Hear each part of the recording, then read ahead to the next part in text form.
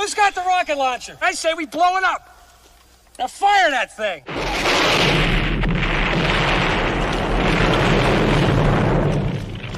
It's for the city of sports, playing with a giant Nick. With my man S. God. That's him. You feel the vibe? That's me. We going live. That's us. That like button shared, you been subscribed. Stadium. That MetLife, Big Blue, home of the Braves. Yeah. That turnpike, you can see that's where the game's played. NFL one day, then it's the NBA. Madison Square Garden, that's where the Knicks play. This that NY Logan, North don't get broken. Legalized mean this shit smoking. I'm on topic, dropping another episode. The game winner, trade, maybe a field goal. Everybody right now doing the wave. You tune in, the show called The-Man-Cave. I see the chat, they always doing their thing. Big views, 85 inch screen. The game's on, you rush and bleed. Stay calm, you on the road and chill. Do the watch along. The show's on, the host, you know it's S-God. It's no telling, the panel filled with guest stars. You're now rocking with the voice, you know what it is. It's your boy J Boogie. You're now rocking with my man S-God. I support him to the fullest, you heard? My man Mike Blaze. This is Alter Productions. What that mean, we about to alter everything that's playing. Tune in. My man S.God. Support the show. Subscribe, share it. Most importantly, hit that like button. What's good? What's good? Salute to the orange and blue skies. You already know what time it is, man. You know the vibes, man. It is Knicks basketball talk tonight on the Man-Cave podcast, courtesy of the Aboriginal Sports Network, our one centralized location for all of our content, man. Make sure you go and subscribe to the Aboriginal Sports Network, man. If you already know, it is breaking news, man. Knicks basketball again. Less than 72 hours after the Eastern Conference Finals, the Knicks have fired Coach Tom Thibodeau in stunning fashion. Most people didn't. Some people seen it coming. Some people thought he was going to be safe due to the fact that the Knicks got to the Eastern Conference Finals. Thought he was going to be able to keep his job. But after management, like I said, talked about it over with the ownership of James Dolan and Leon Rose, they came to the conclusion that, you know, what's good, D? They came to the conclusion that, hey, it was time for the Knicks to hear a new voice in the locker room and stuff like that, and felt to go in a different direction. Like I said, was this unexpected? No, not to many fans. And, you know, some fans was asking for his firing anyway, despite his success that he had with the Knicks for the 5 seasons that he coached the New York Knicks. It's been, you know what I'm saying, there's been a lot of good, you know what I'm saying, wins and stuff like that. But there's also been some head-scratching moves by Tom Thibodeau. And number one on his thing has been the bench. The use of the bench has been the most criticized thing about Tom Thibodeau, has how much he run his starters into the ground and stuff like that, because he refused to use the bench. But like I said, we didn't see, you know what I'm saying, after the Eastern Conference Final, thought it was going to get another year because reaching to the conference final, but that wasn't enough, man. It wasn't meant to be. And like I said, at the end of the day, I'm not mad about it because, like I said, I've never really been one of the biggest Tom Thibodeau supporters. I like him as a coach. I said he's a good coach. He's not a great coach. And, you know, like all coaches, you know, he got his shortcomings. He got some flaws and things like that, you know, which is understandable. But like I said, you would think over a course of time that you would get better, and, you know, just like how players develop and, you know, and grow. Coach is supposed to do the same thing, develop and grow and get out of your old ways, your old habits and things like that. And it looked like he never did got out of it. Some of it he did, but to the most part, he kept to his core. You know, the same thing about riding his players hard and things like that, you know, and that caught up to him, man. You know, but like I said, if this is your first time to the Man-Cave podcast, make sure you hit that like and subscribe button, man. Also share it on all social media platforms, man, as well as go subscribe to the Aboriginal Sports Network, man. It is totally free, man. Hit that like and subscribe button. What's going on, D, man? I know, like I said, at like 2:30, 3 o'clock, the news broke that Tom Thibodeau got fired. You know what I'm saying? I got a call from one of my boys. I'm like, this serious? And the next thing you know, all the calls and stuff started coming in, man, that Tom Thibodeau was fired as coach. So now the Knicks will begin the next coaching search. So, you know, like I said, how do you feel about it, man? And, you know, how, you know, well, for me, to be honest, I'm not shocked. I mean, it's something that we talked about, and I mean, it's one of those things. Is like, do you give him another run at it or not? But he got 5 years. He got a 5-year run, which is good for any coach to see what they could do. And like I said, he got us as far as he could get us. I mean, at this point, we need to give somebody else a shot at it to see where they could get over that hump. I like you said, I think people was upset about his rotation. he could have done better. I think he waited too long to do better. And the good thing is they made the change. I think it's needed. We need to break away from him and his ways, and give somebody else a shot to see how they could, maybe move the Knicks in a different direction. Yeah, So, I think. Yeah, the change was needed. yeah, I think some of it, like I said, you look at the playoffs and stuff like that. People came to realize like Knicks payrolls, like I said, is probably like top 5 in the league and stuff like that. And then in the playoffs, and like I said, it catches up to him where it's like, yo, that read and react offense is not really going to cut it. You can't have Jalen Brunson just pounding the ball, and then the shot clock running down. And then you try to go get a shot. That's not an offense. You know what I'm saying? And it will help Brunson in the long run, and with a coach who can implement an offense, that the ball just don't stick at his hands, like it just, moves around and stuff like that. And, so that way he won't be worn down. You know what I'm saying? Because that's what Tom Thibodeau offense kind of worn him down with, just dribbling the ball, pounding the ball, and then trying to find Towns or somebody, after he penetrates or something like that. And too much playing with the ball on the perimeter. You got to go, like I keep saying, you got to go north to south. You can't go east to west. You got to go north to south. You got to get to that basket. Dribbling the ball at the top ain't doing nothing. That's like you just showboating at the top, making all this thing, and then at the last minute you shot and there's no good. So you just entertain people for like 20-some seconds, and then, it's a dud at the end. It's like, yo, the whole thing is to attack. Plus, when you got 2 good offensive players and some other offensive players, you got to maximize your talent. You're not maximizing your talent with that type of offense. It's just stagnant. It's not doing nothing. You know what I'm saying? And that's another thing. One of the reasons why I think this was a great move at the right time is because the season is over. Plus, you want to get the new coach in before the draft and free agent, so that way the new coach can implement what he wants and get the type of players that he wants in there, and also to tweak the team. You know what I'm saying? You're not going to be able to do too much because of how the Knicks are structured right now. But at the same time, I'd rather a new coach come in and implement what he wants and get some players in here, and also have a different philosophy and a different offensive scheme of how he wants to run it, compared to wait until after the draft and free agency and with Tom Thibodeau and then fire him before the season starts. Then you put the other coach at a disadvantage. So this way right now was the best time. It came at the perfect time. You know what I'm saying? If you're going to move on right now while you can still get there and, tweak your lineup, see what you need, because everybody who watched the Knicks, they saw what the Knicks shortcomings and things were and stuff like that. So, they just figure like this, and now we're going to be doing a coaching search and stuff like that. But like I said, take nothing away from Tom Thibodeau. He had a great 5-year run here with the Knicks as a coach. You know what I'm saying? One of the best 5 years run as a coach in the Knicks history. Tom Thibodeau record for the Knicks was 226 and 174, which was like 56% winning percentage, which is great. In the post, he was 24 and 23, so he was basically at 500. With 47 games, that's a lot of games in the playoffs for a Knicks team that rarely ever got to the playoffs, except for the mellow years and stuff like that. But before then, it was just like a barren wasteland, a desert. You know what I'm saying? It was nothing. Tom Thibodeau changed the foundation. He changed the culture, which is a great thing.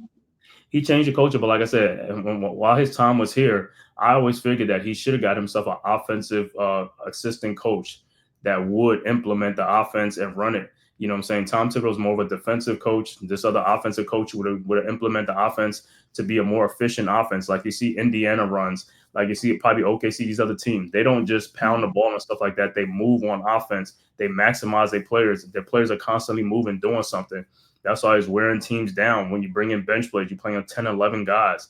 We only playing 7 guys. We're not really wearing teams out because we relying on these players. These players are gassed sometimes at the end of the games because of these short rotations and stuff like that he doesn't seem to understand.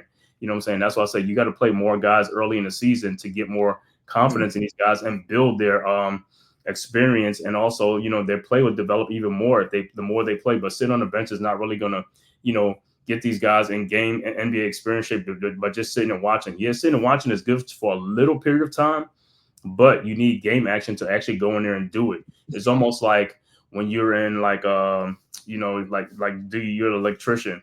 Like I said, telling me about it and me reading about it is not going to help me more unless I'm doing the actual thing, like going there and doing the work. You know what I'm saying? Like it'd be more understanding seeing it firsthand, right? Right. It's more like, and then like, see, when you go to college for stuff like that, college just teach you the theory. But when you go to trade school, you do the actual work, which is a little Right. different because now you're getting a hands-on experience to know what you're doing instead of me just reading in a book and looking at illustrations. You know what I'm saying? I want to do the work so I understand it. You know what I'm saying? But yeah, as Mhm. far as timetable, like I said, 226 wins, 174 losses, 56% winning percentage, 24 and 23 in the postseason. He actually took the Knicks to the Eastern Conference Finals, something the Knicks hadn't done in over 25 years. Their last Eastern Conference Finals was back then in '99, you know, with the Houston Sprewell Canby years and stuff like that. So that's a major accomplishment. And 5 years, like I said, 5 years is not even a longer period of time. That's in a short period of time, which is a great thing.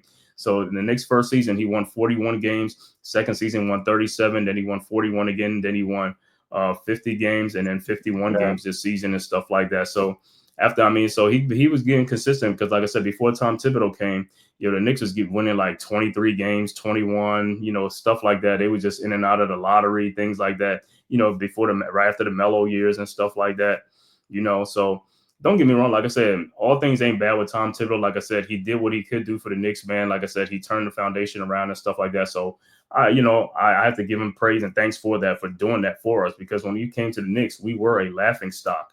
You know what I'm saying? Now, not so much anymore. You know, now we're a serious title contender, you know, with some tweaks here and there and stuff like that. So, you know, it all works out in the end. You know what I'm saying? He took us as far as he could. But like I said, at the end of the day, and with Leon Rose and the Knicks statement said like this, we needed a new voice to, you know what I'm saying, to lead us in a different direction and stuff like that to win the championship. And we Sure. thank Tom Thibodeau for all of that, you know what I'm saying? And during this time, we're here, the players here and stuff like that, you know, Deuce McBride, Mitchell Robinson, guys who played for him for a while, you know, and those like the longest tenure guys, you know what I'm saying? They was here when Tom Thibodeau got here, and Tom Thibodeau actually, drafted Deuce and stuff like that, and, you know, drafted some other players, which they're not here on the team no more and stuff like that. So, you know, he saw over them stuff. But the one thing, you know, I know players, to my players development, things like that, I just felt like Deuce McBride really never developed into a point guard, and he's a point guard.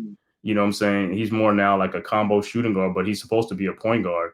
You know what I'm saying? So where's the development in that? You know what I'm saying? Because when the Knicks need a strong ball handler, we really can't count on them to be that strong ball handler.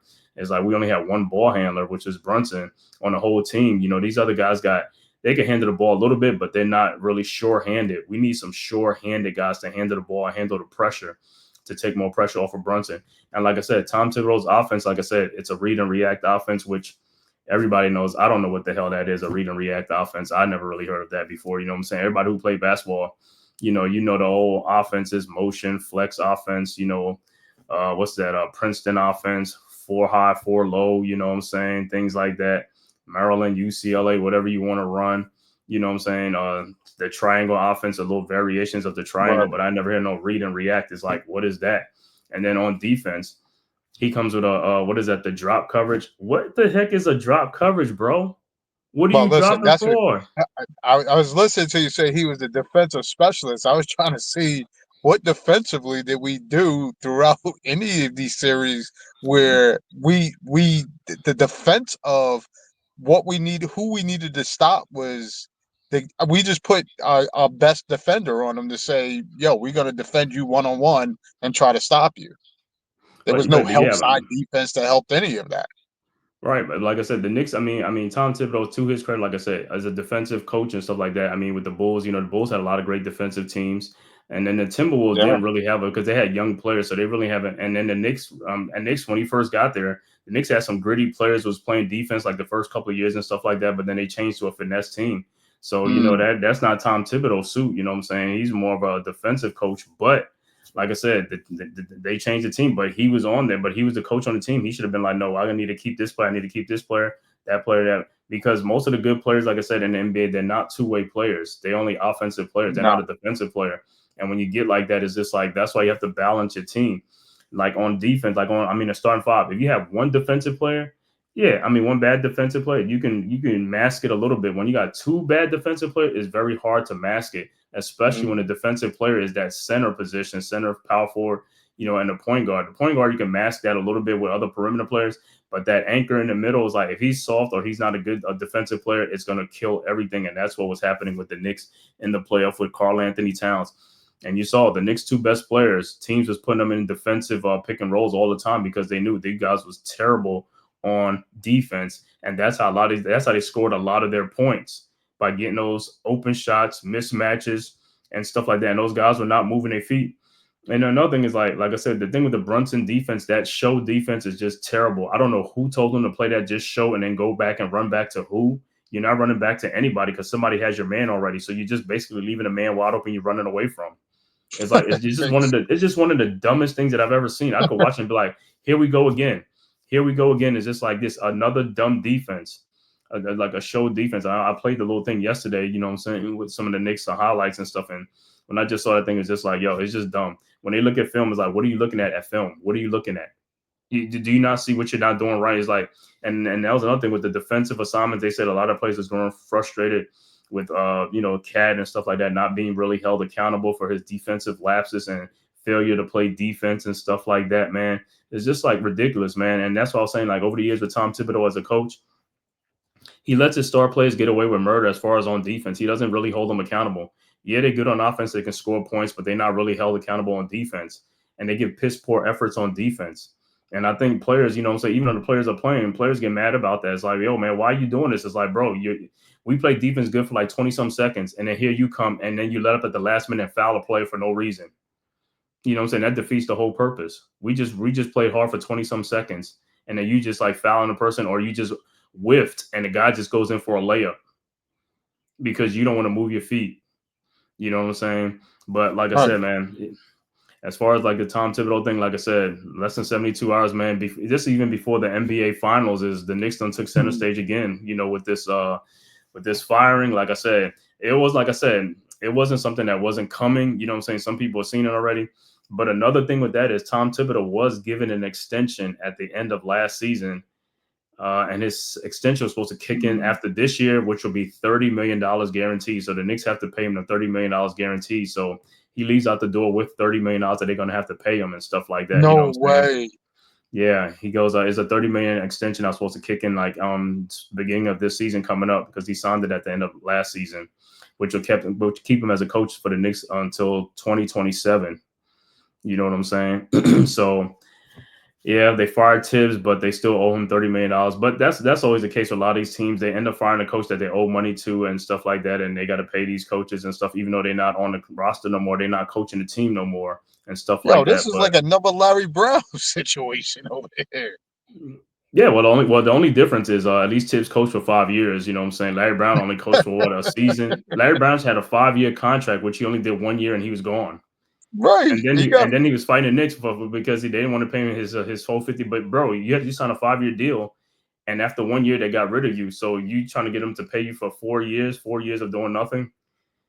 Because and you sabotaged the Knicks. You sabotaged the Knicks during that time. It ain't like it was like the way you was coaching. Like I said, we was just like, yo, what's going on? But anyway, the thing with the Tibbs, man, like I said, with Tibbs firing now it's going to be all speculation as to who will be the next coach of the Knicks. But like I said, in the short term right now with Tibbs, though, man, hey, it is what it is. I like Tibbs as a coach for certain things, but then it's just a lot of things. It was just like, just mind-boggling in the games. Like I said, some challenges. He won't challenge certain times of the game until the fourth quarter, or, he won't bring in certain people. He'll keep these guys in way longer. And even Kendrick Perkins said earlier, he said that game 2 when Karl-Anthony Towns was benched in the game until the fourth quarter or something like that, most of the fourth quarter, and brought him. He said, if the Knicks lose this series, that's going to be one of the things that's going to get him fired. You know what I'm saying? For keeping Towns on the bench. That's one instance. Then another instance was keeping Mitchell Robinson on the bench in the fourth quarter when they could have used Mitchell Robinson for defense. You know what I'm saying? Correct. And then another thing is he waited too late to move Josh Hart out of the starting lineup. You know what I'm saying? Even when Mitchell Robinson came back the last 20 games, I know Mitchell had to get himself back in shape. But what they said, what people are saying, like, he could have been made that move a long time ago. All he had to do, instead, if he didn't want to put Mitch in the starting line, he could have put Deuce McBride in the starting lineup and moved Hart to the bench, because Deuce would have gave the Knicks a shooter, something like that in the starting lines where they won't put a center on him. You know what I'm saying? And that's another thing. Like I said, these are things that he failed to realize. Is like, bro, You hear it. I mean, we're fans. We you know what I'm saying? If we could think about these things, you should be thinking about these things. You know what I'm saying? Yeah, I but know you worrying I about these think other players, intangibles and stuff like that, but it's like, huh? that those things would have been great. I think the Deuce thing wouldn't have worked because we would have still been lackluster on the rebounding end. Again, if Mikel and OG stepped up on a rebounding end, we could have went to a Deuce type situation. But with that not being the case, the Mitchell Robinson thing was the best thing to go with because he definitely helped us on the offensive rebounding end, especially Mm-hmm. with us missing a lot of shots. I mean, that whole change right there definitely changed the landscape because it's just a bigger man and it's supposed to be a defensive situation for us as well that supposedly did help us in some games. You're right. And then you look Deuce at would have it, just been undersized, an undersized mm-hmm. guy. Because you keep in mind, Deuce struggled a little bit in the beginning. Yeah. So that's what I said. His shot would have been there, but if he wasn't making a shot, that wouldn't have helped us.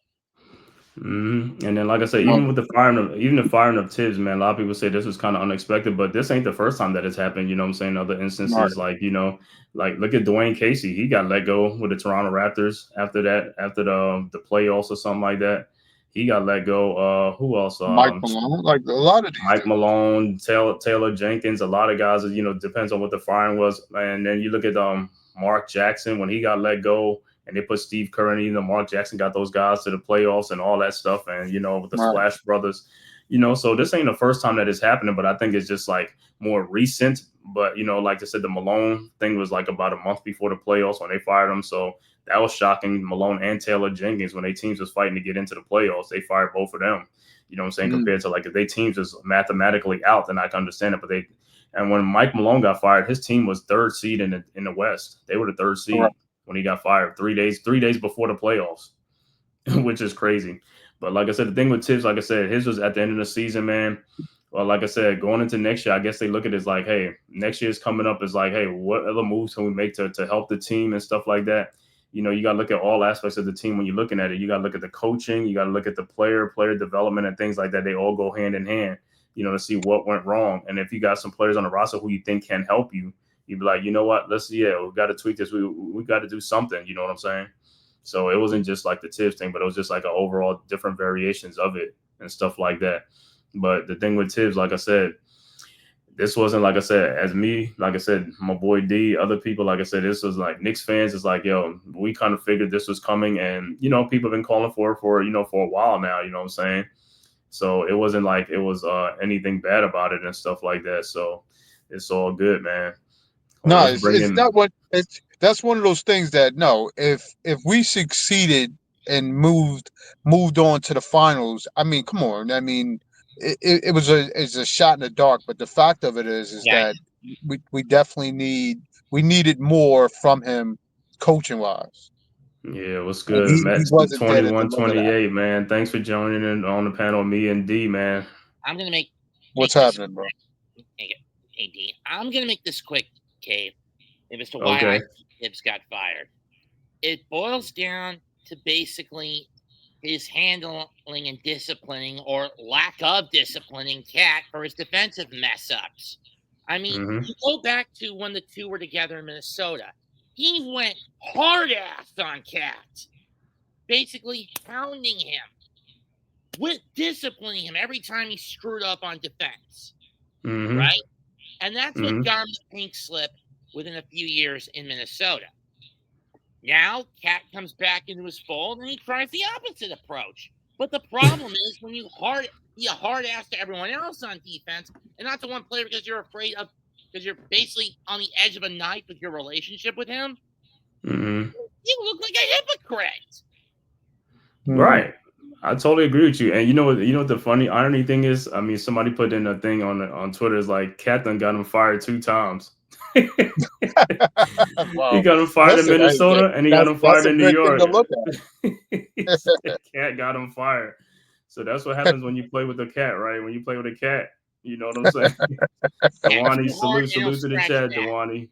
Play it too soft and he's just going to be a lazy bum. Yeah, man. So the whole thing with Cat and Tibbs, man, is like it's just crazy, man. You know what I'm saying? With Cat and Tibbs in there, man. I was just like, yo, this is crazy, man. But yeah, man, like I said, so I mean, like I said, as Knicks fans, we're not surprised with this move, man. Like I No. said, and like Dewani said right here, he said, "Hey, K, this move was a win now move. It's a win now move, yeah, because at the end of the day, the team is still good. You just gonna have to get another coach in here that's gonna implement a system to help these guys, you know, to reach their level. You know what I'm saying? Because these guys got to the Eastern Conference Final with really no play calling. So imagine that. That's what I'm saying. They got with no play calling. So now a new coach will come in there and implement an offense where Brunson isn't pounding the ball for like 20 seconds before he makes a move. You're wearing him down because he's pounding the ball all day long around 2-3 players, tiring himself out instead of just moving the ball, whipping it around and running an offense. And yeah, you're not going to run an offense all game long. I understand it because, like I said, that's today's coaching. Today's coaching is like these guys are getting paid really to do nothing but to stand on the sideline. Because, like I said, coaches back in the day, they coached. They coached when you was on your end of the floor with your coach. He's yelling plays to you. He's telling you this, and stuff like that. These coaches really don't do that. I don't see them calling no plays. They just let them give the player the ball and hey, go do a pick and roll or do whatever you see the offense do, and that's about it. That's not really running an offense. You know what I'm saying? I mean, all I'm just saying is that Tibbs not only shot himself in the foot with his handling of Towns, he also kind of shot himself in the foot with Brunson because Brunson was basically forced to run the offense for himself. The Samson complex, a loner, thinking that he could do everything on his own up until his hair gets cut off, the eyes get gouged out, and he has to push a couple of pillars down on himself and 3,000 Philistines. Yeah, man. Like I said, with Brunson, like I said, and that's another thing. It's like, yo, when you have like players on the team, it's supposed to be a player-oriented team. I got to do my show in about 5 Okay, yeah. Go ahead, man. Thanks for coming through, Mets. And make sure Yeah. you go tap into Mets 2128, man. Make sure you go tap in on the Aboriginal Sports Network, another member of the Aboriginal Sports Network, man. Make sure you go tap in. Big Pat, what's good? What's good, bro? But yeah, man, just like I said, man, it's just like at the end of the day, man, this was something that was coming, man. Like I said, it happened in Chicago, it happened in Minnesota. I knew it was going to happen in New York at some point. Like I said, the dude has done a great job, like I said, turning teams around and stuff like that. But like I said, sometimes he can't get out of his own ways. That's the problem. And like I always say that as a good coach like this, please hire somebody else to do something to take more responsibilities away from you. You know what I'm saying? And another thing that I heard like with Tibbs is like this. They say all the assistant coaches didn't have no say in nothing. Like Really? he controlled everything. And Wow. they was even saying that some people saying like, yo, the assistant coaches, they might as well just went home. You say because they wasn't allowed to do anything. He has control over every single thing. It's like you can't do that. What was the point you having these assistants on your team? They're supposed to be there to help you. You know what I'm saying? To a voice of reason. They're supposed to be able to help the players, things like that. Tell you what's going on and stuff like that. Tell you what's going, what's wrong. How can we do this? How can we? You got to take input from everybody else. It's not just your mind. You're the coach. But at the end of the day, that's why you hire a staff for it. You hire a staff to help you. You don't hire these people Right. just to be yes men and just to sit around there on a bench with you and stuff like that and not listen to their opinions and their voices and things like that. And that's one of the reasons, like I said, stubborn, hard-headed. That's his thing. He's stubborn and hard-headed. But like I said, after the Knicks, who knows if he's going to get another coaching opportunity? I don't think he will, but hey, you never know. But like I said, even if he goes somewhere else, it's going to be the same thing again. Like I said, and they'll be able to tell you because my boy RC that comes in here sometimes, he's a Minnesota Timberwolves fan. He'll tell me the same thing over. RC will say the same thing over and over again with Tibbs is the same damn thing. You know what I'm saying? I mean, Bulls fans is a little bit different. They probably could say, when Derrick Rose was there because, we watched the Bulls when Tom Thibodeau was coach. You saw all the Bulls players that used to play. How many players really came off the bench for the Bulls? I mean, the starters and then off the bench, whoever, like 2 or 3 players. It wasn't like it was like 10, 11 Yeah, players it wasn't a played big against the Bulls. rotation. Yeah. So he's always been like that. He's always been like that. And then some teams get to the point where we're giving you all these players and you're just not using them. For what reason? You know what I'm saying? Other people, like I said, the rosters have 15 players on a roster, but 12 really, for the game or something like that. Right. That's what these guys are there for. They're there to play. They're not there to just be like a cheerleader or something like that. It's like, bro, at the end of the day, you got to play your players. You got to play the bench. Because if you don't play the bench, this is what happens. When then you start getting injuries and stuff like that, then you relying on the bench now. It's like, then they really can't do too much because they really haven't played. And you should have been doing that at the beginning of the year. But you know what he was doing at the beginning of the year? he was shortening the bench. He was going to 7 players in game 1, game 2, game 3 of the season. It's like, bro, are you kidding me? 7 players? That's it? You only playing 2 players off the bench? You know what I'm saying? So yeah, I just when heard you that was too. needed, He had a Napoleon complex. when you were saying that we needed more bench support, again, you need more players to play off the bench to get more scoring off your bench. You can't play legitimately, like you're saying, 2.5 players. Mitchell Robinson, you wouldn't expect to be a scorer. Deuce, you expect to be a scorer. And then what campaign at that time? Like, you know what I mean? We wasn't getting a full participant of players to even make that Mosley effect. was good, bro. Was good. Yeah. So He said, not a fan of this firing, but where's Mark Jackson? Hey, man. I'm telling you, That's listen, we've been that's what talking about everybody that all keeps day. saying, man. It's I'll just like, take it. I I'll just want to know definitely take it. I just want to know when he's gonna stop getting, the black ball or something like that. Somebody's gonna have to hire him at some Yeah, point. But if not, man, I'll just be like this. I'm gonna be like this, and I'm gonna say like this with Mark Jackson. He should have been given an opportunity even after Golden State. He right. was young enough to still be a coach and all this type of stuff. You guys are just ostracizing this guy because of some what's that church thing? It was some religion thing that they came up with Yeah, or yeah. something It like had more. that. I mean, come on. He was trying to Come on. infuse his religion and all of that, and people I were mean, come against on. that. Anybody trying to hear all that, man? You know what I'm saying? Let the Yeah, guy coach. Like that, show me he can coach. Like I said, he did a good thing in Golden State. He got them guys to the playoffs. You know what I'm saying? It ain't like they missed the playoffs every year he was there, and then they fired him and gave the job to Steve Kerr. No, that wasn't the case. He got them to the playoffs, yeah, and they had a good team, so they fired him and brought in Steve Kerr, and the rest is history. And Steve Kerr went on from there. Like I said, that's why sometimes I don't respect coaches like that. I respect coaches that come from the grit. You know what I'm saying? Come from bad teams and coach them up. You know what I'm saying? correct. I'm not one of those guys who like glorify coaches who are given a gift or given a good team, and then you make him look like he's a good coach. And when Steve Kerr got that job, that was his first coach anyway. That was his first coaching gig. So it wasn't Correct. like he was an experienced coach. You know what I'm saying? Well, look He at said, the misery that happened with Nash with the Nets. right. You He understand? said, Like we played the Nets as if we you beat the gave him a Pacers. supposedly a bomb team, and it basically blew up in his hand. Right, and that's what I'm saying. It's like I said, certain guys are not meant to coach, and certain guys, like I said, Right. they look better than what they are. You know what I'm saying? Put them through the fire. You know what I'm saying? Correct. Me personally, like I said, and I know the coaching candidates, like I said, because I'm hearing some of the names already. They were saying Mike Malone, and some people saying Mike Malone not even a candidate for the job and something like that. Say because he's just a younger Tom Thibodeau with the same type of thing. That's what Nah. some people are saying. Some people are saying, but we don't know totally yet. You know, other names I've heard is Johnny Bryant, who's a hot name, young coach that used to be on the Knicks. You know what I'm saying? Right. Right. Right.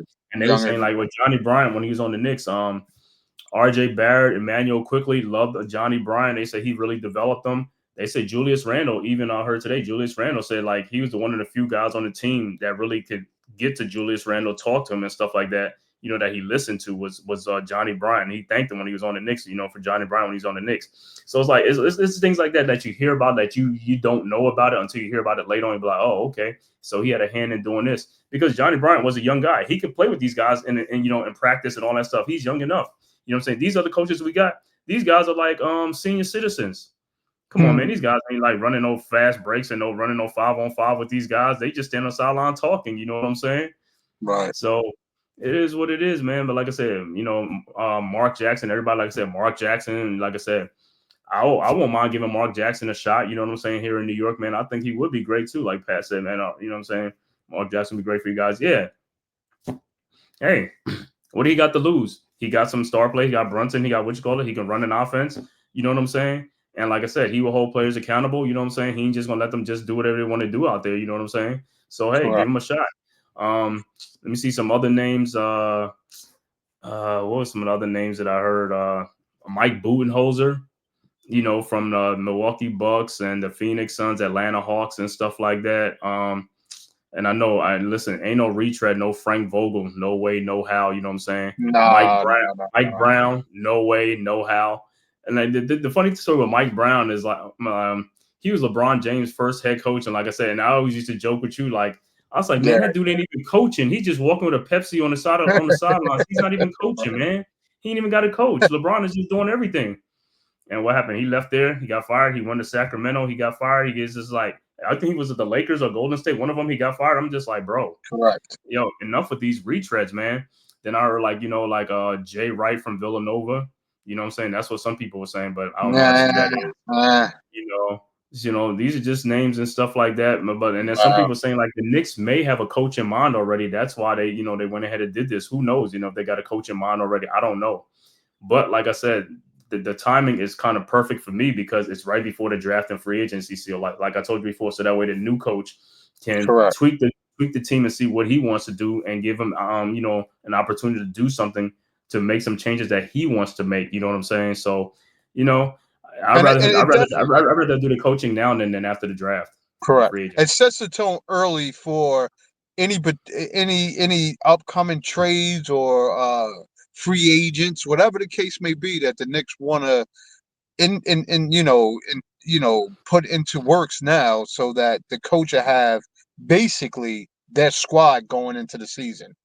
I mean, it just sets the tone very early so they can work on that. If Giannis is wanting to come to the Knicks, if they need to do whatever to try to make that deal work, that it just gets the ball rolling for that new coach to implement or talk to these players and what it is that what they need to do and what he's expecting of them going into the season. That's all it does. It just says there. Because to me, I was going to ask you, did you think did the Knicks achieve or overachieve in, you think, this season for the team they put together this season? I'm gonna say that after Mr. Bird. I saw this in the middle of the season. Glad it's finally over. Peace to the Tribe family. Mark Jackson would be out there, but if you know, you know. Yeah, we know. Yeah. So you guys need a coach who wants to use the whole team. Exactly, man. Exactly. So yes, I think they do, because they fired Tibbs immediately. He said that they already know who to have a coach in mind because they got rid of Tibbs. It might be somebody who's available and stuff like they know. You know what I'm saying? So I mean, they ain't saying nothing now, but and I kind of believe that too. Like I said, because this is it. They could have waited for Tibbs, after the but I know the reason why they did now too, because this is the when the season's over, every team has like an exit meeting, a player exit meeting. So I know they talking to some of the players and getting some feedbacks. I know we all know Brunson was the biggest supporter of Tibbs and probably Cat and some of these other guys, but you got to look at the bench players and see what they say and stuff like that. Behind the scenes, I don't know what nobody said yet. You know what I'm saying?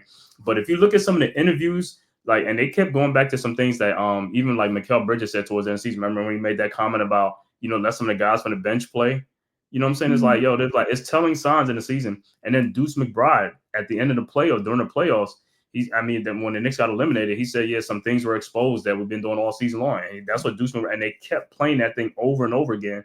And also, Josh Hart on 3-4 different occasions, different points of the season, kept saying that players had an agenda, and he kept saying that. So I never really got to see what, but something is going on in that locker room. Some players are playing for their own agenda and not doing for the team. And Josh Hart said that on 3 different occasions, and he said it again recently too. So something has been going on all season long.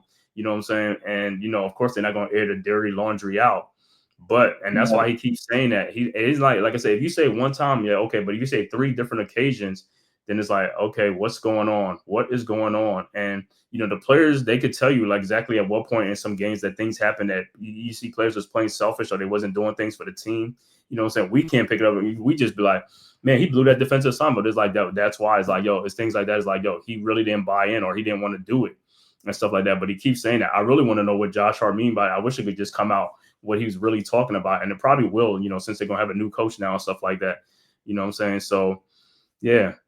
It's a lot of things that was going on, man. But as far as like back to your question, as far as like the Knicks overachieve, like I said, at the end of the season, I always thought that last year, like I said, I wanted to run it back with the other team, you know what I'm saying? And then right before the season started, like me and NYG did that the breaking news with Karl Anthony Towns trade, and I was just like, oh man, we traded Randall. Randall's a tough player, and what's his name is like Cat was known as a soft player, and I was just like, man, I don't know. Hartenstein left too. I was like, oh man, you know what I'm saying? It's like, but if they'd have brought back the old team, I was very confident that we could make some real noise because that team was tough. We were just decimated. If we'd have came back with all those guys, Mitchell Robinson, Hartenstein, Randall, OG, the way we had it like that, we was going to do it. DiVincenzo, we was going to do it. You know what I'm saying? But as far as like with this team now, it's just like, yeah, I think this team kind of overachieved a little bit because, like I said, it's new players. It's like you got 2 more new players into the starting lineup. You know what I'm saying, with Cat and Mikal Bridges. You know what I'm saying, and that's why I was saying like these other teams like OKC, Boston, Cleveland, you know, Indy. These guys been having the same core players for the last 3 years, at least 3 or 4 years. That's my point in that whole thing. Right? We beat I know. teams. We beat teams established that has been established for three, maybe 3 to 4, maybe even 5 years together that they was running against. Right. Mm-hmm. Because remember, the first year we beat Cleveland, we wasn't supposed to win that series last year or the year before. With Randall, when we had that old lineup, we were supposed to go down. They already had us out of that. Yeah, we beat Cleveland in that series, but then we lost to Miami because Mitchell Robinson got hurt. Because Mitchell Robinson was a beast in that Cleveland series, and he got hurt against Miami, so he wasn't playing. He wasn't really healthy in that series, and the Heat ended up beating us in that series and stuff like that. But yeah, man, he said Cat will probably be traded. I mean, there's a lot of things happen with these second apron and all this stuff, man. You know what I'm saying, with this new thing, we'll see what happens because at some point one of these guys gonna have to go. Mikal Bridges is coming up on an extension. It's like you can't keep all these guys, you know what I'm saying? There's a lot of money, you know what I'm saying? Towns is already getting like what about 51 or 57 or something? $1 million, you know what I'm saying? OG's getting $40 million, you know what I'm saying? $40 million, and Brunson is getting like 39. Brunson could have got more money, but he took a little bit less money. And then you got Bridges extension coming up and stuff like that. Yeah, it's like you're gonna have to get rid of these guys from some of these guys or one of these guys or something like that. And that's the thing with the second apron, because this stuff just started because, like I said, these other teams got to play with their guys for like 4 or 5 years. The Knicks ain't gonna get that opportunity really. You might get 2-3 years of most out of it or something like that. And it's like you're gonna have to get rid of one of these guys. You're not gonna have a team where you're gonna have like 4 guys making like $40 million or something like that. It's not gonna happen because of this new collective bargaining agreement, the second apron type thing, man. So we'll have to see, man. He said, I believe the players wanted Tibbs gone while some of the team was divided. Yeah, some of the teams was divided on that. You know what I'm saying? Of course, I mean, the starters was not. It's the bench players who was the, you know what I'm saying? The bench players want to play. So they wasn't getting that PT. So it's like, yo, get rid of this dude, man. You know what I'm saying? And then, some of the starters. Yeah, but just keep in mind, say 2 out of or 3 out of the 2 starters wanted him to stay, and then the rest of the bench guys didn't.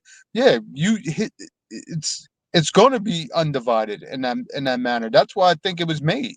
I mean, because if you think Cat supported him, Brunson supported him, and maybe OG, and that, I think he's the deciding factor, because I believe Hart and Mikal was against, because they battled him throughout the season. They said things that when you heard what they said, you were like, wow, there is a problem with his coaching. You know what I mean? So they see the problem. And then another thing is, like, when Brunson was out for those about 2 or 3 weeks, you see the offense was running different. Correct. The offense is OG was averaging like 20-something points. Mikal was like 20-something points. You know, the ball was moving, it wasn't sticking. You know what I'm saying? It was coming down and moving the ball. You know what I'm saying? And if you look at a lot of games during the season with the Knicks, their assist was like they had some high assist game, like 30-something assists, 40-something assists when the ball was moving. Yet in the playoffs, we getting like 15 assists, 16, because the ball is not moving, the ball is sticking. You see what I'm saying? And early in the season, we were scoring like 115 points, 120 points. Scoring wasn't no problem for us. You know what I'm saying? I mean, that offense was humming. And I think that's when the Knicks was doing that pick and roll with Karl-Anthony Towns and Brunson early on. And then they just went away from it. And then, you know what I'm saying, now it just went to like everything just went kaput towards the end of the season. You know what I'm saying? But like I said, I'll say that's one thing. When you look at a team, the box score, and you look at the assist on the baskets that the Knicks made, it was started shrinking towards the end of the season. The offense started getting stagnant again. You know what I'm saying? So it was just like whatever, you know what I'm saying, compared to early on. And that was a big problem. Teams started to adjust towards the second half. That was the difference. See, this is where coaching comes into play. Once the team started to adjust to us, Tibbs never changed to adjust to what they was defensively they was doing. But they were doubling Brunson. They was doubling Cat. He never adjusted. Decent job from Lemon Robinson starting Hart come off the bench. Of course, Hart got to come off the bench. We know Hart's not really a starter. He's supposed to come off the bench, but because of these trades and all this stuff, is like players had to go. He was like depleted, so it was like, yo, they had to start him and something like that. Because man, DiVincenzo would have been great if he was still on the team, man. Oh my God, you know what I'm saying? He'd have been a godsend to stay on in that team, man. You know what I'm saying? He said, "Hit the like button, family." That's right, Mr. Burton. Exactly. Yeah, because that legitimately gives us 3 defensive guys on the floor, plus additional rebounders. Like Hart to me is a good rebounder. He's a good hustle guy, but I don't defensively he could be lackluster. A lot of backdoor cuts on him. You know what I mean? He loses focus trying to help out in a lot of areas of the floor. Yeah, but Devontae, like his shooting, not scared to take the shot, not scared to go to the basket. All of those played a factor in what we lost, and we couldn't replace that with Hart. You guys need a coach like Mark Jackson who get the ball move. Yeah, man. Like I said, Mark Jackson had that offense move. He had that offense moving in Golden State with the Splash Brothers and all stuff. And yeah, they were shooting 3-point shots, but that offense, man, when he was there, man, that offense was like, yo, Golden State was like 130 points a night. I mean, you'd be like, there's 120. Like, you look at their box, you'd be like, golly, these guys, Curry getting 40-some points, Clay getting another 30-something or 40-some points. I mean, them offense was cooking. They were cooking, man. And it's just sad that they just shunned this dude down, man. It's just like they just like collaborated to get him out the league and, you know, not coach again and stuff like that. Nobody wants to hire him and stuff like that. And I would think that it would change with some ownership, like, you know, some teams selling and getting different ownership compared to, like, you know, the owners that were there like 10, 15 years ago or something like this. Because some teams have went through some ownership change. Not too many, but some have went through. And some of these new guys who's coming, I don't think they just like, you know, with the owners and stuff like that, because they, you know, those owners probably was a band of brothers or whatever. They've been, you know, owners for a long time. Whereas some newer team, because Phoenix got what's that? They got I think they got an Indian guy's an owner, something like that. New owners group, yeah. They got that. You know, other teams that sold, you know, like Michael Jordan when he sold the Charlotte, the Hornets. So that's a new ownership. So it's other teams. It's on the Nets, you know what I'm saying? They sold what's your name? Prokhorov sold it to Ty, you know what I'm saying? Right. The Chinese owner and stuff like that. So it's different. But like I said, yeah, we would love to see Mark Jackson come in there and coach and stuff like that. But it remains to be seen who is the Knicks candidate or something like that. Because like I said, they must have somebody in mind, you know what I'm saying? We can all speculate who it could be, who it's not going to be, who, you know what I'm saying? So we'll have to see what it's going to be. But, you know, for the most part, like I said, you know, some fans, you know, right now, some Johnny Bryant, Mike Malone, even though that may not happen. Like I said, who's the other names? What's his name? We just got to keep in mind, we're not opposed of them going Mark Jackson's way. We're looking at it like, we're looking at it like, yo, we need new blood, new light, new somebody that wants to that got some offensive. We need some offensive but playmaking creativity. We need somebody like that with some creativity. And then to bring in a coach with a coaching staff that wants to help develop the players throughout the season, not just have them just doing their own thing or helping Mitchell Robinson or going to the G League. Right. Just doing different things that can help, help propel the team to a different level. That's what the whole point of your coaching staff is, to work with these players in different areas where they can improve. And you know what I understand is like, yo, the Knicks got one of the best shooters in NBA history on their team, Allen Houston. Allen Houston can work with some of these players. I don't know if they work with these guys or he doesn't work. It's like, yo, this dude can work with these guys, how to shoot and stuff like that. The free throw line, some different things. Like, you have these guys in your back pocket. Why are you not using them? Correct. I mean, and the same thing with the Knicks. Sometimes, like, Patrick Ewing is like, he's not even really on a team. He's just, I was like, what is going on? These guys are at the games all the time. Put them on a team, man. I mean, all these guys, it's like you just shunning some of these guys away. It's just like, it just is clunky at times and stuff like that. I was thinking it was going to change. It's changing a little bit, but not to the part that, you know, other teams like cherish their legends and stuff like that. And all this stuff is like, yo, the Knicks is just like, yeah, we just going to do what we want to do or something like that. You know, but like I said, man, with Tibbs getting fired right now, like I said, now it's going to be questions like who's going to be the next head coach for the Knicks and stuff like that. But whoever the next head coach is going to be, he got some players to work with. Yeah, he may have to make a trade or something. Like, we'll see what happens. I know, everybody talking about Giannis trade, Durant trade, some other trades. It depends. But if the Knicks do trade for one of these guys or something like that, they're going to have to get rid of 2 players, though, to alleviate that stuff. Because the contracts, you want to get rid of 2 players who got a contract, so that way 2 for 1 is better. To get rid of 2 big contracts and just get 1 big contract, which is better. You know what I'm saying? And then you can start filling the team out with other players around. Like I said, but that'll be for the next show or something like that next week. You know what I'm saying? With the off-season moves the Knicks gonna make now. But the big thing today is just with Tom Thibodeau getting fired now. Like I said, it was a move that, like I said, the Knicks fan base, most of it seen coming, and some people didn't, want to see it coming because, like I said, of the things he accomplished, getting to the Eastern Conference Final, which is a big thing that the Knicks haven't done in 26 years and stuff like that. And yeah, that's always a good thing. You know what I'm saying? You get further than what you ever been before, but it's how you get there. Could you have gotten a little bit further if you had been doing making better decision makings and stuff like that? That's what the question is, because it's like this team show you how talented they are to get to an Eastern Conference Final with, like I said, with minimal bench being used, really no offense being ran, things like that, defensive shortcomings and stuff like that. And it's like, man, if we could just get somebody that could just implement some things and get a better staff on both sides, like a offensive-minded coach, and then he gets a defensive assistant coach and things like that to help these guys and things like that, and develops on these guys. You see what I'm saying? It makes a difference. You have the players compared to like if you didn't have some of the players on your team already, you know what I'm saying? But you have the players, and these players are making money. That's part of the reason why you get, you know what I'm saying, why you're out the door. You got a big payroll, and they saying like you're shortcoming, you're shortening the team. You know what I'm saying? You're shortening the team. Listen, you got to make use of what you have. Like that's just the bottom line. It's not, you shouldn't be into burning out players. We almost burnt out Brunson early in the season by all those injuries. And again, he was forced to use the bench. That's the bottom line of it. The same players Foul trouble, right?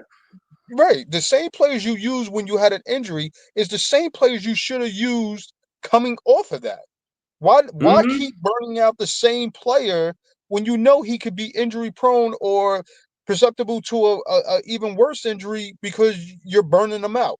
That's where I felt, again, I'm not trying to be a Tibbs basher. I think Tibbs did wonders for the Knicks while he was here. Again, he has a winning percentage that proves that he was here. He won for us.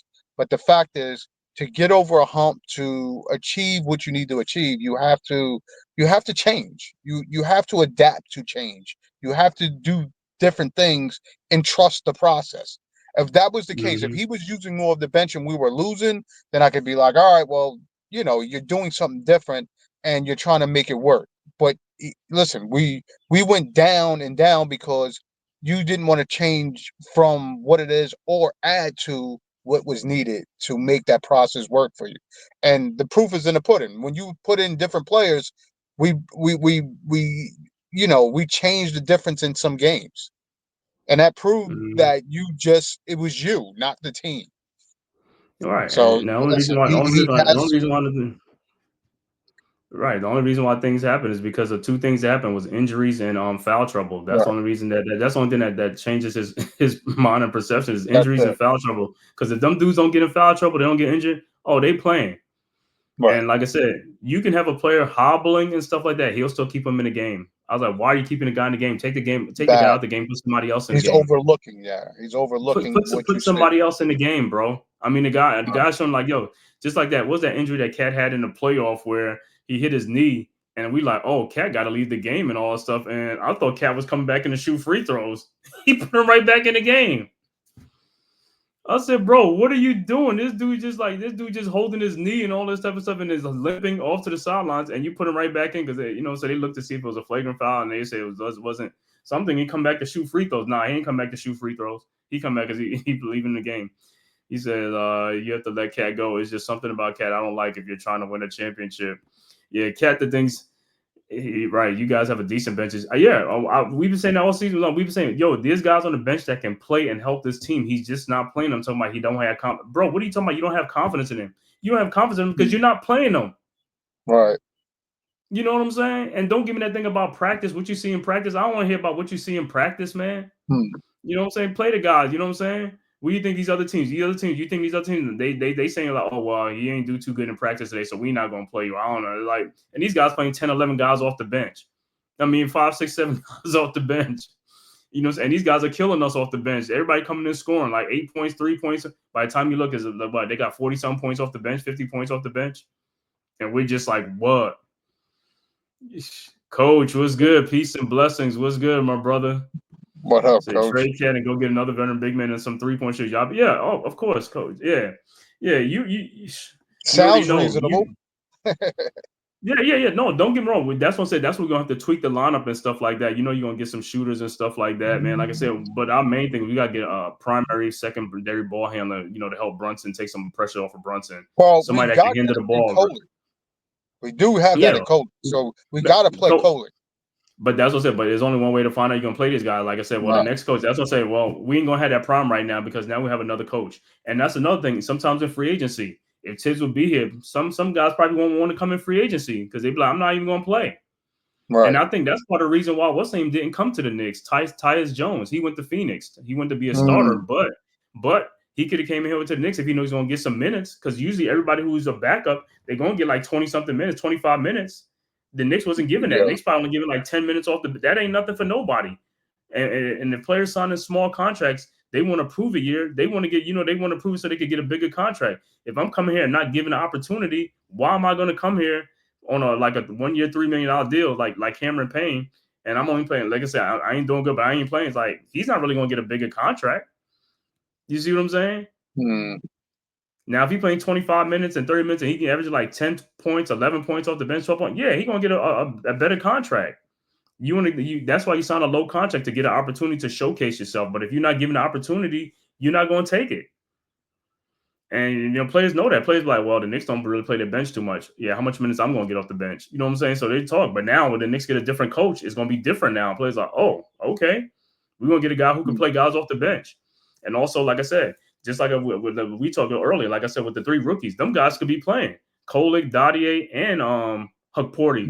Everybody like Hukporti when they see him. Everybody like when they see him, but he doesn't hardly play. I know some of it's good because he's hurt, but even when he came back, he never really played in the playoffs. He came in, one game, and that was it? That was it, yeah. You didn't even try the guy. Precious Achiuwa. He was there all the team. You didn't really play Precious Achiuwa in the playoffs. You know what I'm saying? That's why guys be like this. I'm out of here. You know what I'm saying? At the end of I'm gone. I'm going to go somewhere where I can get a shot. You know what I'm saying? Dude, that is crazy. You got access to 3 7-footers. We only played 2 of them. Right. You dig what I'm saying? Like, you said, even we started Mitchell and Cat, we still had another 7-footer that we could bring off the bench. How many teams have access to that? And Hukporti, like I said, he could play defense, he rebounds, he could block shots, and like I said, and the dude can shoot free throws because he shot a couple of free throws. Yo, what are you doing? Right. You just sitting this guy down, bro. It's just like this, and that's why I keep saying the ownership probably started like, look, you know what? We giving this guy all these players and stuff like that, and he's not really using maximizing these players to the best of our ability. Let's get some other guy in here who can do that. You know what I'm saying? You got this stuff at your disposal. Yeah, we may not have the greatest bench, but you don't know that because you're not playing the guys. And you're just using these excuses that you want to use an excuse after excuse for these guys not playing. Oh, yeah, you did some things. So, and then basically you look at some games where we had back-to-back games on back-to-back nights. These guys, the starters, are playing 40-something minutes apiece every game. Why are they playing 40-something minutes back-to-back games? And then some of them games went into overtime. So you go into overtime, that's 53 minutes. Correct. It's like, bro, you wearing the team down. It's like, or some nights on a back-to-back, we might be getting blown the hell out. And he still got the starters in the game late in the fourth quarter. We getting blown the hell out. Take the starters out, pull the starters. No, he won't do that. He bring them in like 3-4 minutes left to go in the game. I mean, come on, bro. I pointed out to you when even when Sims went to Milwaukee. Like, look at the difference of him catching alley-oops and all of that. Like, where was that for us? Where was the double team? If Brunson's getting double teamed, like, dude, you got to throw that ball up for Mitchell or somebody to go get that ball. Like, you're pounding the ball into nowhere. But those are easy assist points that you can get, and it's right there for you. You had Jericho Sims who could leap out the gym. Yeah. The dude's right there ready for an alley-oop pass. Never got it. Because when Brunson comes down the lane, he's looking to score, and he's not. It's like, I'll take a pound. Like, bro, just throw the ball up. You know what I'm saying? Be like Chris Paul. Be like Trae Young. You know what I'm saying? They get in there and they throwing them live passes for easy assists. That's why they're averaging like 10, 11 assists a game. Easily. Easy passes. That's like 15, 16 points automatically every single night. Correct. You know what I'm saying? This fan base is all over the place with this move. We definitely need to put somebody to come in and broaden that horizon. Yes. The rope is extremely tight around Leon Rose's neck. If whoever he brings in doesn't reach the finals, he is gone too. Yeah, I mean, we'll see. Like I said, but the biggest thing is like they're taking the risk at what they need to do, whether it's him, whether it's the coaching, whether it's to help the team to the next level. Tibbs, to me, like I said, got the Knicks as far as he's just not. If he's not changing his ways, he's not helping the Knicks. That's just the bottom. Not at all. Keeping Tibbs for another year, and they still get to say, for instance, they come up shorter next year again. He's going to be going anyway. He's going to be going at that point as well. He might as well. You know what I'm saying? Might as well, man. Right. But like I said, for the most part, man, on this firing, like I said, me as a Knicks fan, like I said, I'm not too mad about this move. You know what I'm saying? I'd be different if it was the opposite, where I was like, I felt this coach was great, and they gave him a raw deal, but they didn't give him a raw deal. He had 5 years, you know what I'm saying? Like I said, 5 great years, but like I said, he never changed his you know, what they say, what's that thing say? A leopard never changes spots and all that type of stuff. You know what I'm saying? He might hide it a little bit, but you ain't never, you know what I'm saying? It's always going to be there, you know what I'm saying? And everything, like I said, the same thing that got him, you know, hired is the same thing that got him fired. The thing that gets him hired is because he changes cultures around, and, you know, he changes teams around, which, you know what I'm saying, which is a good thing. But then also you got to stop being stubborn and being selfish and learn to adapt. The whole thing is learning to adapt. Like I said, if you learn to adapt and got some other guys under you, or, you know, your coaching staff that could have helped you, you know what I'm saying, that you would have let help you, it would have been great for you. Like I said, you look at the Knicks coaching staff, right? On the Knicks coaching staff, who on the Knicks coaching staff is going to get is going to be in contention for a job? Look at that staff. Yo, listen. That tells you automatically already. I don't even know why you brought that up, because there's nobody. Correct. It tells you that, but those are some of the things that you have to look at. You look at some other teams and you look at their assistant coach, but he's like, damn, look at that. Look, it's like, oh, so I didn't even know he's on that side. Like Sam Cassell, look at these other guys on there. They might be up for coaching, you know, things. Kenny Atkinson, Johnny Bryant, you know, you look at all these teams' coaches that's like, okay, they like, okay, we're gonna interview somebody from the San Antonio Spurs, somebody from this thing. They ain't hiring nobody from the Knicks. Nobody from the Knicks getting in interviews because there's no coaching potential on the Knicks right now. Them dudes, there's nobody there, and that tells you, it's like, if there's no coaching potential, then who are these guys? Who are these guys on the bench? Now Tibbs might get another coaching job as a second fiddle, third fiddle on the team. Yes, but as far as rushing him into another coaching job, I don't think he's going to be on tap. Like Doc Rivers likes Tibbs enough. He might, if he needed another guy, he might bring him in as a second or third fiddle to help with that defense. But I don't know why, because the Knicks didn't play extremely great defense on anybody. For Tibbs to be talking about he's a defensive guru. Yeah, that's gonna be Tibbs' thing the whole time with the 7 core players or 8 core players. That's his thing. Oh, he said Rick Brunson. Rick Brunson's not getting no coaching interviews. Yo, listen, please. He said Rick Brunson. Come on, Rick Brunson. Listen. You got a good laugh at us, but please, dude. Rick Brunson gonna be like, you know, he gonna be like Tim Hardaway Sr. That's He's just gonna be in the stands. He's gonna be in the stands. Please, he's good enough to be hard on his son as far as what he needs to do, but as far as anything else, listen, he's a good high five guy. That's it. Yeah, man. Well, like I said, that tells you everything, man. So, like, so basically, when they talk about the Knicks gonna have to get a new coaching staff, okay. I mean, you're not losing no really big time assistants. You're not losing no big time assistants on the team. Like, you're like, oh man, or usually you have a guy on the bench where you're like, oh, this guy could be the next guy coaching and waiting, like we had with Johnny Bryant, who was there a couple of years ago. You know what I'm saying? But we don't have that no more. So it's just like, I mean, come on, Othello Harrington ain't gonna be on nobody's radar. Mark Weston ain't on nobody's radar. You know what I'm saying? Maurice Cheeks ain't on nobody's radar. You know what I'm saying? It's like, yo. We got AARP on our staff, man. That's a it. bunch of AARP guys and stuff like that. I'm like, and that Nobody's tells you right looking there. at Mo So, Cheeks for no coaching job, and he's a veteran point guard that he's had a good play in his time, but he's just coasting out. He's just he said, coasting out. He's not trying to coach no more. Coach says, seriously, do you believe Malone is one? Yeah, Malone is a coaching. Probably they're gonna probably interview. I don't know if they will or not, but he is one of the coaches that teams will interview. Like I said, he just left from basketball and stuff like that. You know what I'm saying? All This right. season and stuff like that. So he's still, you know what I'm saying? He has some. And don't get me wrong, he won a lot of games in Denver. You know what I'm saying? They won a championship. They didn't win one last year or something like that. And the other years, sometimes we'll do the injuries and stuff like that. And then Michael Porter Jr. has been underperforming like a mug in the playoffs for him. That's one of the biggest reasons why they haven't taken that leap. With Jokic, Jokic is carrying a lot of baggage out there in Denver. I mean, Murray is good, and sometimes Murray shows up for the playoffs. Sometimes it's like, but he doesn't show up enough. You know what I'm saying? Where Jokic is there like 100%. If Jokic had that other player behind him like 100%, like with how Jokic is, yeah, Denver could have won like back-to-back championships or something like that. And also, if Porter Jr. would have stepped up, but Porter Jr. never really. He's just one of those two inconsistent players, and all he do is shoot threes. You know what I'm saying? I mean, he posts up very rarely and stuff like that, and he's 6'10". I mean, the dude has a long size, length, and all that stuff. You know what I'm saying? He should be able to be a great rebounder, offensive rebounder, things like that. And I don't even think he don't put on weight. I think he just got the same weight. He just really don't put on weight. Yo, also keep in mind, look at the attributes. Look at what the team, what the Knicks have. It should be coaches trying to line up to get that job. It's not one of those things that the Knicks don't have a decent team. Oh yeah, that I think anybody wouldn't want to come coach because they have what they have.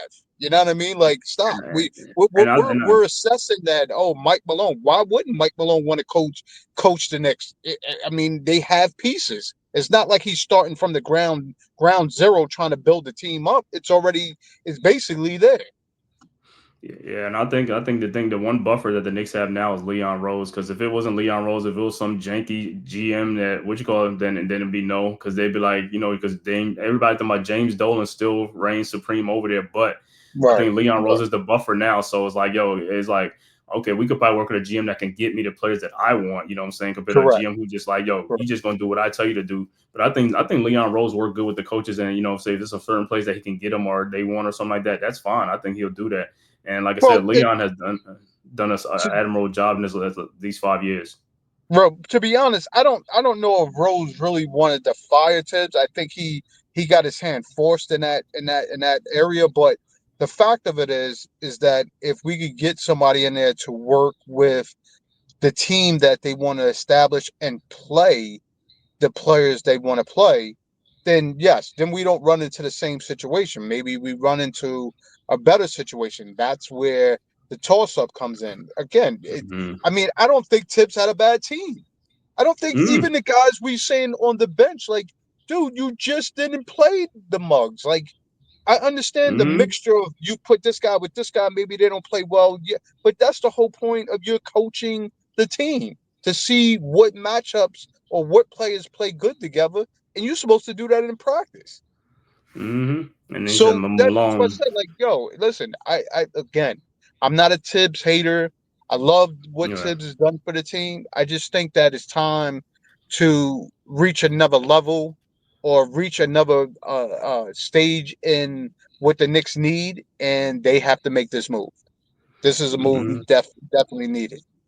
And yeah, as far as Malone, like I say, Malone is one of the coaches, but I don't know if he's the Knicks #1 on their list or something like that. And I mean, Malone is a New Yorker. He was on the Knicks staff before too. He's from Queens and all that stuff, so he is from the area. So he's a local boy and stuff even like better. That. So but yeah, as far as that, I think all things are on the table. I don't think Malone will be like the #1 candidate or something like that. Like I said, you got Johnny Bryan, you got some other guys, or it's somebody that Knicks already know that we don't know. You know what I'm saying? They might have somebody already in mind that we don't know. You know what I'm saying? But like I said, it's only speculations right now because he's like the last, him, Taylor Jenkins, like the last coaches that got let go and stuff like that. And, when their teams was like in the playoff hunt and stuff like that. So, and I know somebody like Frank Vogel is not, saying, what's the other dude? Terry Stott. You know what I'm saying? Them old retreads and stuff like that. Come on. I told you Jeff Van Gundy. Van Gundy. Shit, come on, listen. We could go down the whole. Listen again. The Hey, Knicks and the only is a difference is team Jeff. that can bring in anybody, or anybody will be interested in that job because of what they have already. So it could be an onslaught of people going out for that job. Yeah, man. Like I said, it's going to be interesting to see what's going to happen within the next week or couple of weeks because I think the Knicks really going to ramp up this coaching thing within the next week or 2 weeks before this draft and before free agency. So they want to get these guys in there to get the staff together and start Correct. assembling this team. You know what I'm saying? Which is a smart thing to do. Start doing it now before the draft and free agency. Get the new guy in there, see what he wants to do, what lineups he's going to go with, a tweak and stuff like that. Bench players and stuff like that he can help, bring in to help the team. Or if they got to make a trade to, to dump a salary or do something, you know what I'm saying, which is a good thing. And like I said, man, at least this time, the next coach you're going to have, hopefully we won't be talking about him not playing the bench. You know what I'm saying? I don't want a coach like that. I want to see a guy that's like, oh, he playing this play, he play. Or what is it? The second unit coming. Like I said, if the first unit is slow, you can have that second unit that comes in as fast. You know what I'm saying? Correct. I would love something like that. You know what I'm saying? Two different units to give you two different, what you call it? So hey, at least I ain't got to worry about 7 players playing no more. You know what I'm saying? 7 or 8 players. No. You know what I'm saying? Not Which is a unless we great bring thing, in man. Mike Malone, and that was Mike Malone's biggest problem. He didn't want to play the young players. Then we're not looking at Dadier or Kolick or Portier playing because it's like, they're young players. But I would hope he would come in with a whole different idea or game plan for what he has, or utilize what he has to win games. I would hope. So that's what I said. Listen, anybody coming in, we don't have to worry about the cardiac Knicks all over again. Like that whole theme and theory would be out the window at that point. Like, listen, let's go in with to the season with a whole refresh idea of what it is this coach is trying to do. Yeah, man. So like I said, that's the one big thing, man. But like, we ain't got to worry about that, man. You know what I'm saying? It's like, cause me doing the podcast, that's being frustrated. It's like, play some other players, bring this other person and bypass this person. Why you keep playing this guy? You know what I'm saying? Well, man, I want to thank everybody for tapping in, man. If this is your first time to the Man Cave podcast, man, make sure you hit that like and subscribe button, man, and share this on all social media platforms, man, as well as go subscribe to the Aboriginal Sports Network, man. The link is right there in the chat, man, our one centralized location for all of our content. And make sure you go subscribe to all the great content creators, myself, the Man Cave podcast, as well as Coach Ed right there in the chat, Coach Ed Gladney's Amazing World of Sports, Unpopular Opinion Sports, or NYG. Also, Big Pat Sports Talk, Leaf Diggy, Mets 2128, TP Way the Giant, Rob R0B, Ghost Dog, Delay of Game, man, and Mets 2128, who was in here earlier, man. Make sure you go and subscribe, man. All these great content creators on the Aboriginal Sports Network, man. We bring you all these live streams of games as well as content, man. Go check out the Aboriginal Sports Network to see all the Giants OTAs and stuff going on, as well as go check out Mets 2128 with baseball, racing, as well as WWE wrestling. So make sure you go on. Mets 2128 is on right now. So make sure you go over there and support him and hit that like and subscribe button. But man, Tom Thibodeau is gone as Knicks coach, like I said. And listen, don't get me wrong. I mean, as a Knicks fan, it's like this. This is not Knicks fans are celebrating because he's like, you know what I'm saying, a downfall of a coach being fired. It's like, it's nothing like that. It's like, we have much respect for Tom Thibodeau and stuff like that. It's like, what he did for the Knicks was great, man. Like I said, nobody is like celebrating and happy that he's out of our head. It's just like we just need a new voice and things like that. We wish Tom Thibodeau nothing but the best, like just like how these players wish him nothing but the best and stuff like that, man. It was just time. It was just time to for a new fresh voice to be in, man. So it ain't like nobody's happy about it. He's fired or something. Like nobody wants to be happy somebody gets fired. You know what I'm saying? So it ain't. But if he was a totally bad coach and a terrible coach, then I'd be so happy. But I'm not really happy. It's just something that had to be done. It was just breaking news and stuff like that. And like I said, with this firing, Tom Thibodeau still has a extension coming up, 2-year, $30 million on his contract. So he is owed the $30 million. So he'll be going. He'll have some money. He'll have $30 million. You know what I'm saying? Sitting on the sidelines with him and stuff like that. So it ain't like, he's kicked out the door. His contract is over, you know what I'm saying? Because his contract extension just kicked in this season coming up. So, he got $30 million to go. So, hey, it's a win-win for both guys. You know what I'm saying? You know, Tom Thibodeau leaves his coach, you know, with $30 million and stuff like that. Knicks look for their next head coach to try to see if they could continue this playoff run into the postseason and stuff like that. Like I said, last year we got to a game before the Eastern Conference Finals. This year we got the Eastern Conference Finals, and with some tweaking, hopefully next year we can play for an NBA championship, because that was here on the table and stuff like that. But the Knicks could not do it, man. Pacers eliminated the Knicks in 6 games. 4-2. Like I said, Knicks had a lot of miscues in this series, didn't take advantage of some opportunities, but also you have to tip your cap off to the Indiana Pacers, man. Hey, they won the series, man. Like I said, the difference is in college basketball, it's a 1-game elimination where, you know, the best team don't always win because the bad team could, you know, they got the game of their life and that's it. You know, your season is over after 1 game. Whereas in the playoffs and NBA, man, it's a 7-game series to see, you know what I'm saying? They give you 7 opportunities to, you know, to show your worth. And the Pacers were the better team in a 7-game series, you know what I'm saying? So you got to tip your cap off. It is not like a 1-game series. It's a 7-game series. So the Knicks had 7 opportunities to show what they can do, and they didn't. And the Pacers did. So the Pacers won the series in 6.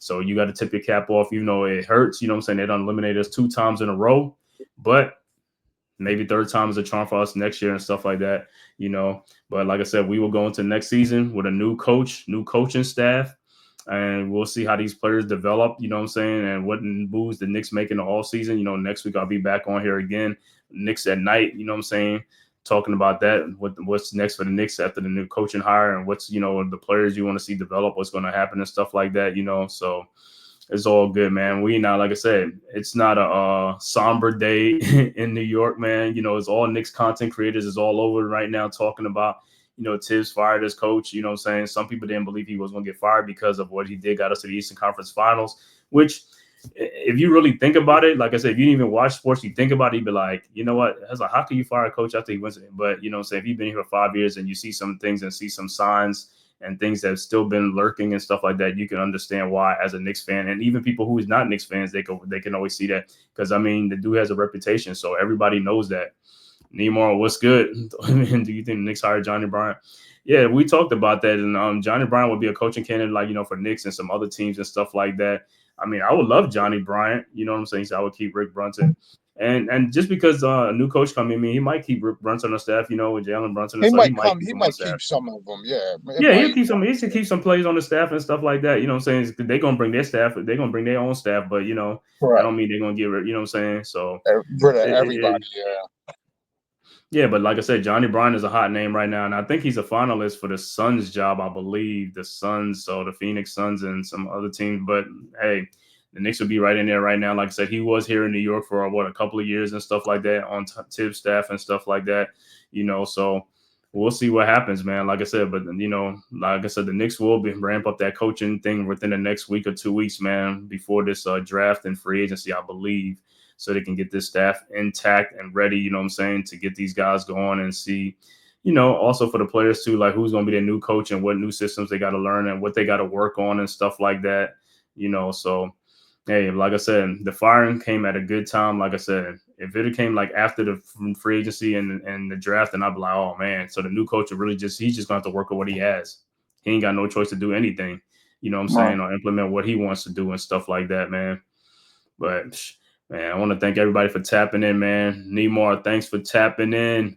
Coach Ed, you already know what it is, man.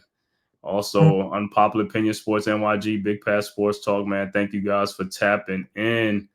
Was that Dewani, as always, Mr. Burton. Make sure you hit that like button, family. You know what I'm saying? Also, who else was in here? Mosley. Thanks for tapping in. And yep. So that was about it, man. D, any final words you got to say, man, on this firing and stuff like that, man, and what you hope from, like, you know what I'm saying, going forward and stuff like that? Well, like you stated, all praises due to Tibbs and his work that he's put in for the Knicks and stuff like that. Look, this is not one of those things that we want to seem like, oh, well, no, it's not that. Just celebration and happy, right? Yeah, no, it's not. It's not one of those things where we're happy, but we're happy that the Knicks need to aggressively move forward in a different direction, and Tibbs has done as much as he could, and you know, it's one of those things that hopefully whoever we bring in is looking to improve the team, play the players, and help the team win more games. That's the whole point of it. So, whoever that might be, whether it's, Mike, if it's Budenholzer, is it Johnny Bryant? I mean, whoever. I mean, like I said, Van Gundy has been out there. You know what I mean? So, let's see the interest that that the team brings in, and like I said, just trust the process, and hopefully, we get the best fit for who they bring in that is fitted for the players we have or the players they want to bring in. And listen, let's see what next season brings for us.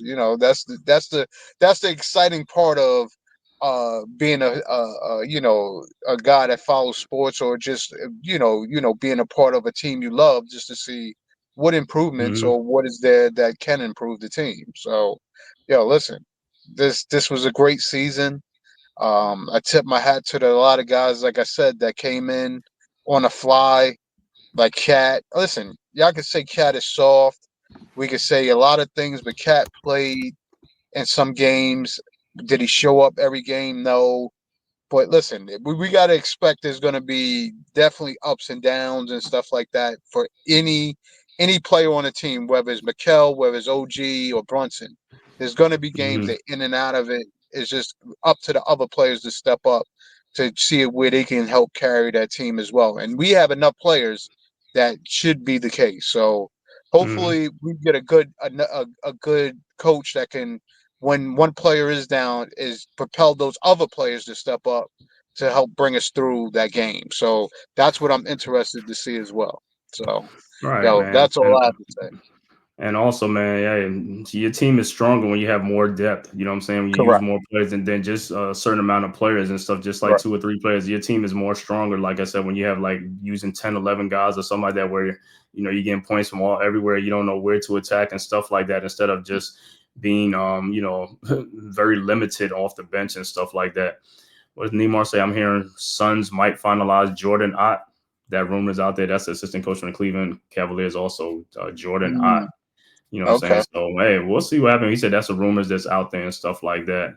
Yeah, man, a lot of moving parts and stuff like that, man. But like I said, man, as far as me, man, like I said, hey, we just gonna have to wait and see what happens, man, with the Knicks. Like I said, this is the first step in the domino to fall. Like I said, and I'm pretty sure it's probably gonna be a little bit more moves coming and stuff like that, because the status quo, you want to run a team back, is like, or you might not run some of the, some of it back. You can't change everything, you know what I'm saying? But the thing about it, you just make a little tweaks here and there that could help the team and stuff like that. Because some of it, that's all it needs, just some tweaking sometimes and all, you know what I'm saying?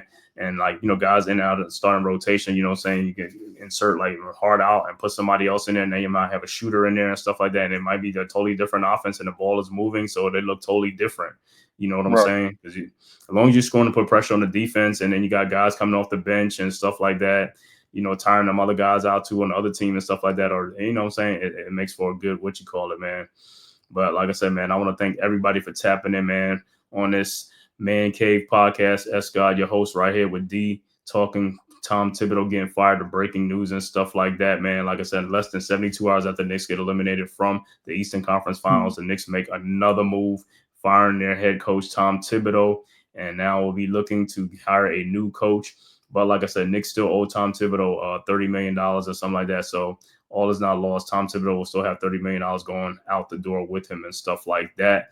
You know what I'm saying? So we'll get our next coach and see what's going. But like I said, the NBA Finals will start on Thursday. That'll be OKC and Indy. Should be a great series. Both teams play a lot of players, so it could be a track meet, man. Yeah, we sorry the Knicks didn't make it. We didn't make it. We thought we could have been in there, man, because we was the favorites in the series against the Pacers, but that didn't happen. But like I said, it's all good. We'll have to tweak what we got to do in the offseason, come back, work harder. And also, like I said, come back with a new system, a new scheme and stuff like that, and just see what happens, man. I want to thank everybody for tapping to the Man-Cave podcast. Make sure you hit that like and subscribe button on your way out the door.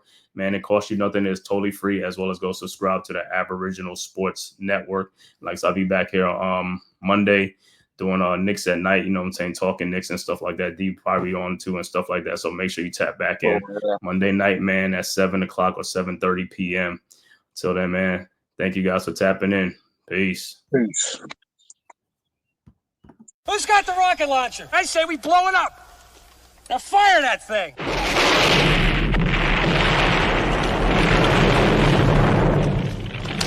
for the city of sports, playing with a giant Nick. With my man S. God. That's him. You feel the vibe? That's me. We going live. That's us. That like button shared, you been subscribed. Stadium. That MetLife, Big Blue, home of the Braves. Yeah. That turnpike, you can see that's where the game's played. NFL one day, then it's the NBA. Madison Square Garden, that's where the Knicks play. This that NY Logan, North don't get broken. Legalize, mean this shit smoking. I'm on topic, dropping another episode. The game winner, trade, maybe a field goal. Everybody right now doing the wave. You tune in the show called The-Man-Cave. I see the chat, they always doing their thing. Big views, 85 inch screen. The game's on, you rushing, please. Stay calm, you on the road and chill. Do the watch along. The show's on, the host, you know it's S-God. It's no telling the panel filled with guest stars. You're now rocking with the voice, you know who it is. It's your boy J Boogie.